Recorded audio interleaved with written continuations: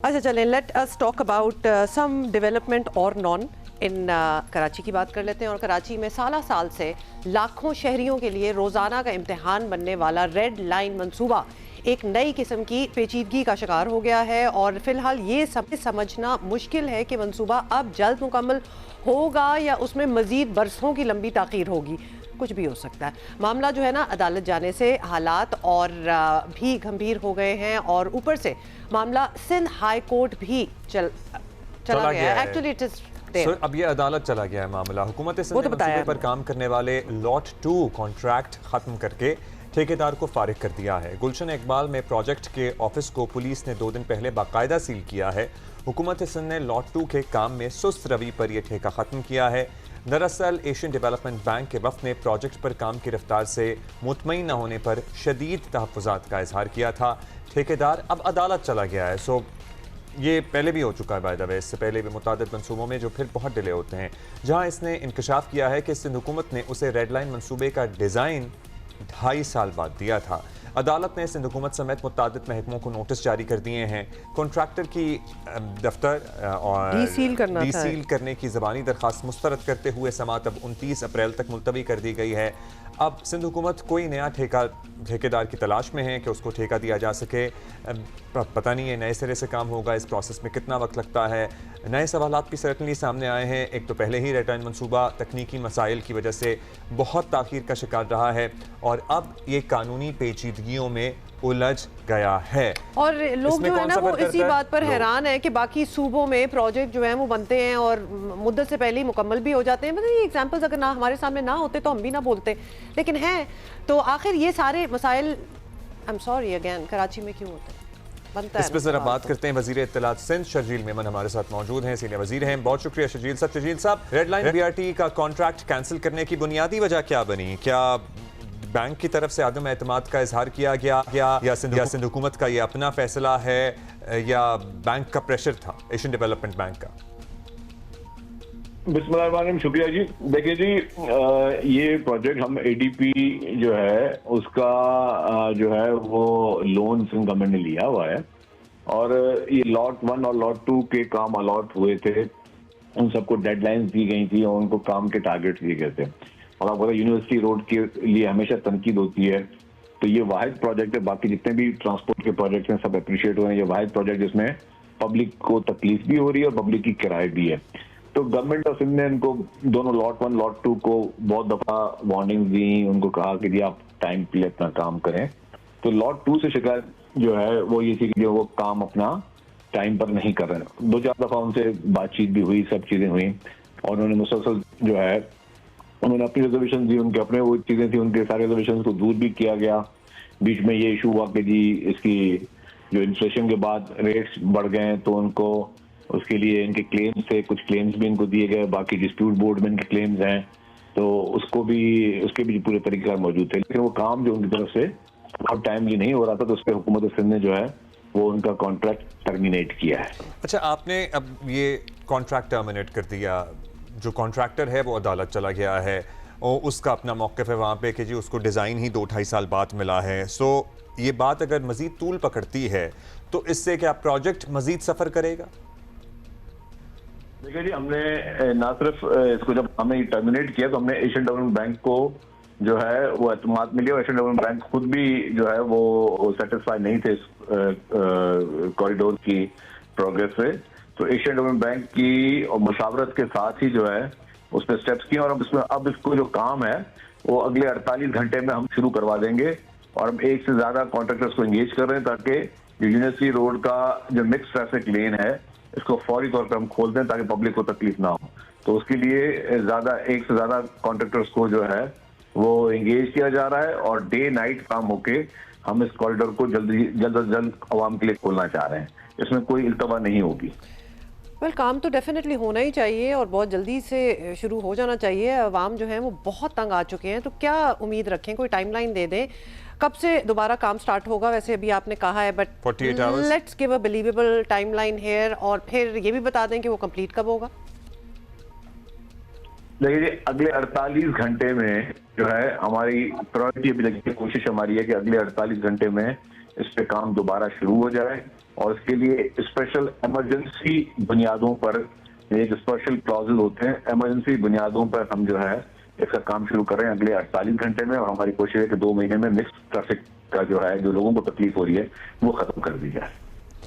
अच्छा, एक और mega project Shahrah Bhutto Malir expressway, वहाँ भी काम की रफ्तार से क्या आप मुतमईन हैं? ऑलमोस्ट हर हफ्ते मेयर कराची दौरा भी करते हैं, वीकेंड पे उसकी वीडियो भी लगाते हैं। उसकी ओपनिंग कब तक मुतवक्के है? क्योंकि होना तो वो ख़त्म दिसंबर 25 में था, फिर बारिशों की वजह से भी बताया गया कुछ ताख़ीर हुई। अब एक्चुअल कब तक खुल जाएगा? देखिए जी, शाहरा भुट्टो की जो प्रोग्रेस है उससे हम मुतमईन हैं। जाहिर है जब बड़े काम मेगा प्रोजेक्ट्स हैं तो उसमें टेक्निकल चीजें आती हैं।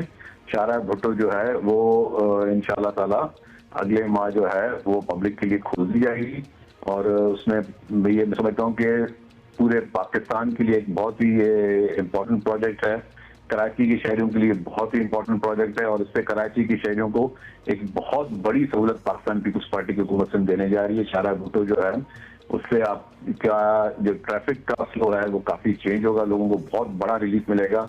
डायरेक्ट हाईवे पे जो है आप मतलब इसके मुख्तलिफ हैं कॉरिडोर्स, लेकिन डायरेक्ट हाईवे तक आपको एक्सेस मिल जाएगी, जो कि आप मैक्सिमम 30 मिनट्स में जो है वो एक्सेस आप डायरेक्ट हाईवे के सेंटर में पहुंच जाएंगे। शुक्रिया आपका शजील मेमन साहब। भी इस पे बात करते हैं। जमार जोकियो हमारे साथी हैं, और कुछ दिन पहले भी इन्होंने जियो पे रिपोर्ट किया था, और रेड लाइन मंसूबे के इस हिस्से पे जिस सुस्त रवि का शिकार है काम, वो इन्हीं की रिपोर्ट भी थी। अच्छा जमार बताएं, अभी मेमन साहब से, हमारी शर्जील मेमन साहब से बात हुई है, वो कह रहे हैं 48 घंटे में काम स्टार्ट हो जाएगा दोबारा, मल्टीपल कॉन्ट्रैक्टर्स होंगे। ये कौन सा स्ट्रेच है जिसकी बात हो रही है, जिसकी पहले भी आप निशानदही कर चुके हैं? ज़रा हमें bring us up to speed please. ये जो यूनिवर्सिटी रोड में मौसमियात से लेकर नुमाइश तक का जो हिस्सा है, जो कि तकरीबन 13 किलोमीटर का है और बड़ा हिस्सा है, लॉट 2 कहलाता है इसका रेड लाइन प्रोजेक्ट का, वो ये जो है इसका कॉन्ट्रैक्ट जो है वो कैंसिल किया गया है। इसी की बात कर रहे थे वज़ीर ट्रांसपोर्ट सिंध शर्जील मेमन के, उसका काम जो है वो सुस्त रवि का शिकार है। इसी हवाले से हमने कॉन्ट्रैक्टर से बात की ताकि हम उनका भी मौक़िफ़ जानें, क्योंकि अगर हम लॉट 1 की बात करें तो ये दोनों जो लॉट है, ये तो टोटल जो रेड लाइन मनसूबा है ये 2024 में मुकम्मल होना था। अभी तो ख़बरों में लॉट 2 है, मगर अगर हम लॉट 1 की बात करें तो वो भी 2 साल ताख़ीर का शिकार है। अभी भी लग नहीं रहा कि वो जल्दी उसका काम मुकम्मल होगा। तो ये दोनों लॉट ही हैं, और बड़ी बात यह है कि जो लॉट 1 का कॉन्ट्रैक्टर है, अगर हम ये कहें कि लॉट 2 वाला कॉन्ट्रैक्टर छोटा कॉन्ट्रैक्टर है, तो लॉट 1 वाले कॉन्ट्रैक्टर ने लाहौर का BRT भी बनाया है, उसके अलावा दीगर मनसूबे भी बनाए। तो क्या है कि वही कॉन्ट्रैक्टर अगर सिंध में आता है तो यहाँ पर उसकी प्रोग्रेस स्लो हो जाती है। इसी हवाले से बात करने के लिए हमने मौक़िफ़ जानने की कोशिश की। तो कॉन्ट्रैक्टर का ये कहना था कि 2022 में ठेका उसको अवार्ड हुआ, उसका जो डिज़ाइन था 2020 में बनाया गया था, मगर जो कंसल्टेंट्स थे उन्होंने उस डिज़ाइन को उस तरह से अप्रूव नहीं किया, कंस्ट्रक्शन की इजाज़त नहीं दी। उसके बाद क्या हुआ कि मरहलावार उसको डिज़ाइन जो है वो दिया गया। अभी तक वो कॉन्ट्रैक्टर का ये कहना था कि 50% ऑफ द कॉन्ट्रैक्ट, ये जो लॉट 2 का है उसका डिज़ाइन उसको मिला है, जिसमें से बकौल उसने 40% काम किया है। हो सकता है हुकूमत इससे इख्तलाफ करे, ये उसका मौक़िफ़ है। 40% उसने काम किया है, 10% की यूटिलिटीज़ हैं। मज़ीद जो 40% का रिमेनिंग डिज़ाइन है वो उसका कहना है कि 15 अप्रैल को मिला है, इसी महीने मिला है। तो मंसूबा मुकम्मल होना था 2024 में, और अगर बकौल उसके डिज़ाइन उसको तकमील के 2 साल बाद मिल रहा है तो ये बहुत एक तशवीशनाक सूरत हाल है। इसमें कोई भी कॉन्ट्रैक्टर मुश्किल है कि वो काम मुकम्मल कर पाए। और अब भी उसका ये कहना है कि मज़ीद 10% का जो डिज़ाइन है वो अभी भी रिमेनिंग है।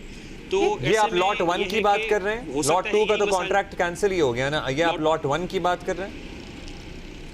नहीं, मैं लॉट 2 की बात लॉट 2 की बात। अब आप जमार ये बताएं, कोशिश की कि अब इन द मिडल ये कॉन्ट्रैक्टर तो आउट हो गया, कुछ काम हुआ होगा नेचुरली, और बाकी नए कॉन्ट्रैक्टर्स होंगे उन्होंने करना होगा। एक बनती हुई चीज़ में किसी और को डालना और फिर एक्सपेक्ट करना कि जल्दी जल्दी काम हो, आई एम सॉरी, हमें तो ये लग रहा है कि ये तो बहुत लंबी बात चलेगी अभी।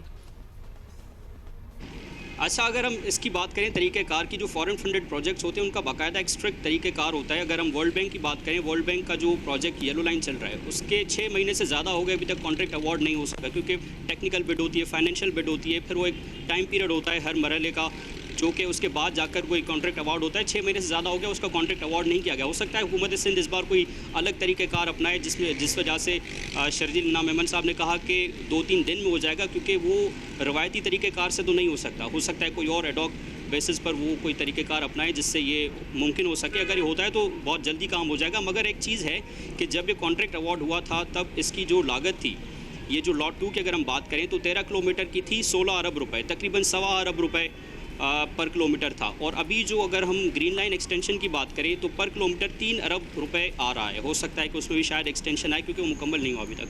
तो मौजूदा रेट जो है वो 3 अरब या उससे ज़ायद का है अगर हम BRTs की बात करें। तो ये जब अवार्ड हुआ था, अगर ये मुकम्मल हो जाता तब इतने का था, और अभी भी जो है इसकी कॉस्ट है वो बढ़ चुकी है काफ़ी ज़्यादा। लॉट 1 पे काम की क्या प्रोग्रेस है? कितनी लॉट 1 का काम कितना फीसद हो गया? लॉट 1 पर अभी गवर्नमेंट से जब हम नंबर्स की बात करते हैं तो they are very reluctant in sharing numbers, मगर उसकी जो स्पीड है वो लॉट 2 से बेहतर है। अगर हम वहाँ पर जाते थे पहले भी, जैसे हमने रिपोर्ट किया, तो वहाँ पर मशीनरी में नज़र आती थी, काम होता हुआ नज़र आता था। यहाँ पर क्या हुआ था कि 25 मार्च को इस कॉन्ट्रैक्टर ने काम सस्पेंड कर दिया था, क्योंकि फाइनेंशियल इशूज़ थे जो हमने पहले ही बात की थी, क्योंकि फाइनेंशियल कमिटमेंट्स थी जिसकी वजह से तनाज़ा शिद्दत इख्तियार कर गया। कॉन्ट्रैक्टर ने काम बंद कर दिया, उसका लेटर भी हमारे पास मौजूद है। और अब ये कॉन्ट्रैक्टर अदालत में है, राइट? दिए उससे बिल्कुल। अच्छा, एक और जो टर्मिनेशन का लेटर दिया गया है वो थोड़ा सा उसमें इबाहत ये है कि उसमें लिखा गया है कि 14 दिन का आपको नोटिस पीरियड दिया जाता है।